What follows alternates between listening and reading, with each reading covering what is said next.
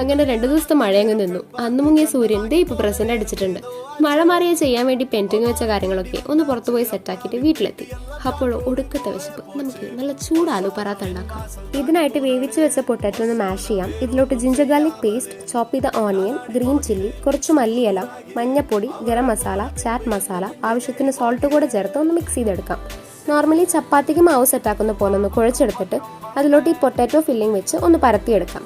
ഇനി നല്ല നെയ്യിൽ ഇതൊന്ന് 2 സൈഡും ചുട്ടെടുത്ത് കഴിഞ്ഞാൽ ആലു പറാത്ത റെഡിയായി. ഇനിയാണ് ദ മോസ്റ്റ് സാറ്റിസ്ഫൈങ് പാർട്ട് വരുന്നത്. കുറച്ച് ബട്ടർ അങ്ങ് എടുക്കുക. എന്നിട്ട് ആ ചൂട് ആലു പറാത്തൻ്റെ മേലെ വയ്ക്കുമ്പോൾ അതങ്ങ് മെൽറ്റ് ആവുന്നത് കാണാം. ഇനി ഒരു പറാത്തേൻ്റെ പീസ് അങ്ങ് പൊട്ടിച്ച് ആദ്യം ബട്ടറിലും പിന്നെ കുറച്ച് കേടിലും അങ്ങ് ടിപ്പ് ചെയ്തങ്ങ് കഴിക്കുക. ആഹാ, ഇതിനും വലുത് വേറെ എന്ത് വേണം. ഞാൻ ഇപ്പം ഉണ്ടാക്കിയ ആലു പറാത്ത ഉണ്ടല്ലോ, സംഭവം സെറ്റ് തന്നെയാണ്. നല്ല അടിപൊളി ടേസ്റ്റോ.